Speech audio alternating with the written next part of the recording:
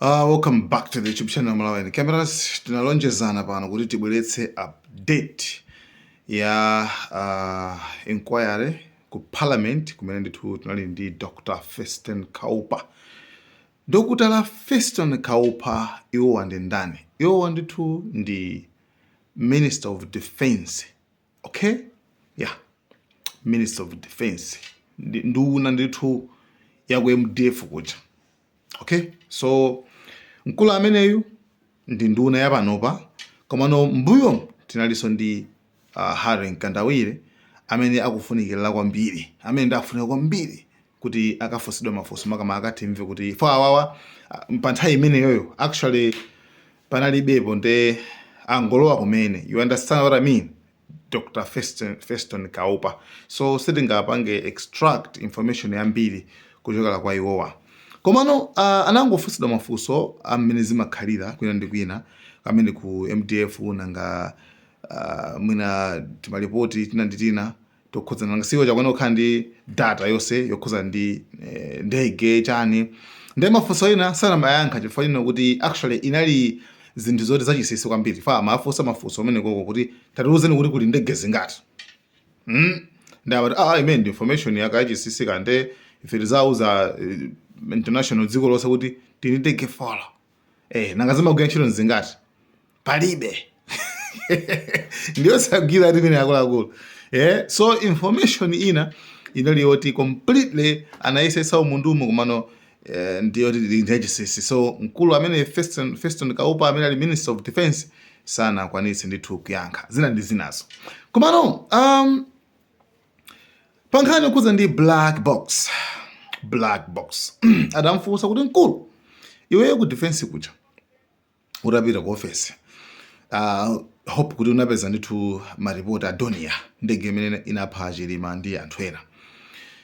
Iweyo tatiuze bwinobwino za black box yankati imene black box cockpit voice recorder chimene chimadabira mawu chimene chichacho mmene mujamo chimene chopanga rekodi china chilichonse chimene chocho chinalimo. Akulu anayankha kuona kuti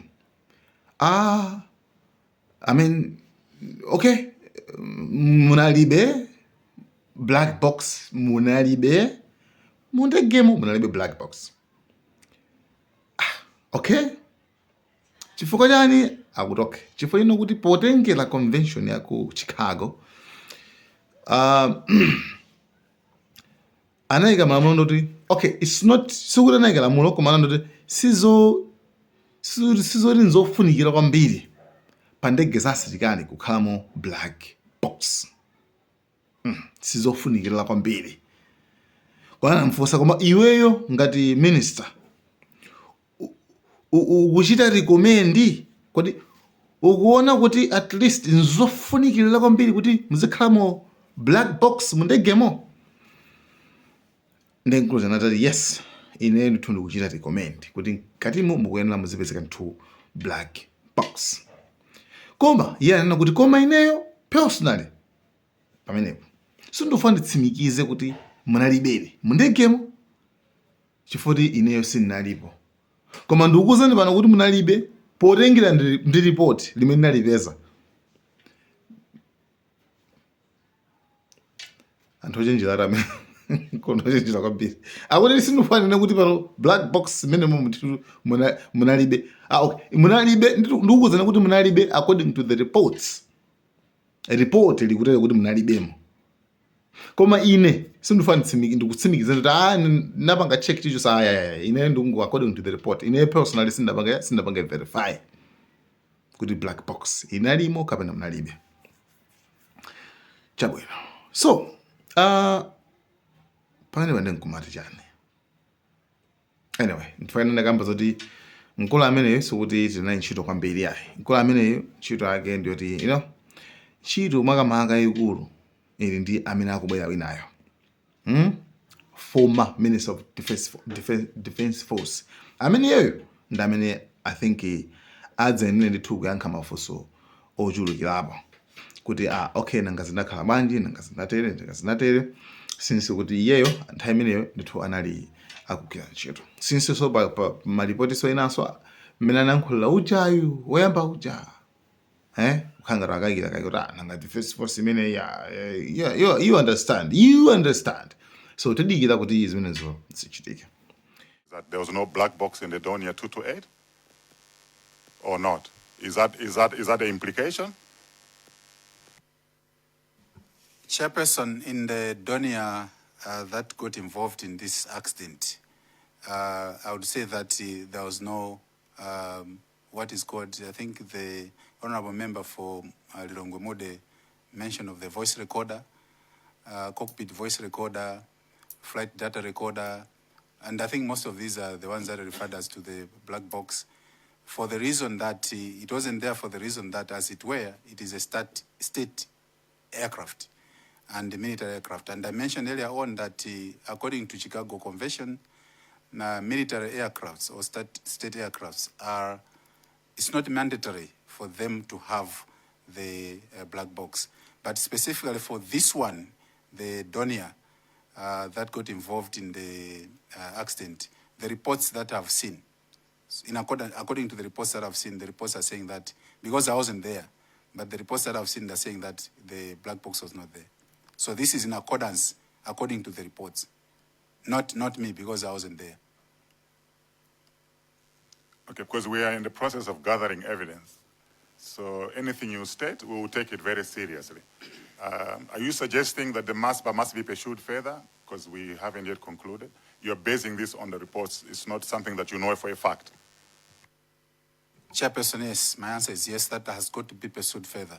Because I wasn't there, I cannot confirm that this aircraft, this specific aircraft, did not have a black box. Thank you, Chair. Thank you very much for that clarity. Honorable Minister, we've had extensive discussions with you, and we appreciate your time you have taken to explain to us the relationship between MDF and the Minister of Defense and the reporting lines. This will help us for making recommendations and also clarity on our report. We appreciate your time, and we don't take you for granted. There were areas where it was sensitive, we couldn't go to, where we appreciate for the sake of national security, and there's a space we cannot go to. If you have any other comments, remarks you would like to make before you leave, you're most welcome to do so.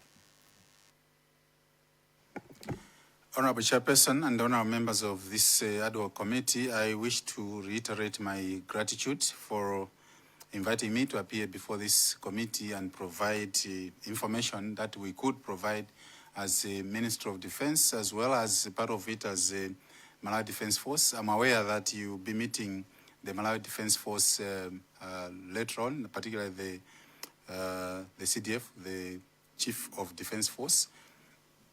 I wish to reiterate and put it on a record that the issue of the black box is not an issue that I can confirm that it was not there or it was there because I was not there. What we are talking about here is I'm saying it would be very important to be having this piece of equipment even in state aircrafts, although the Chicago Convention says it might not be mandatory.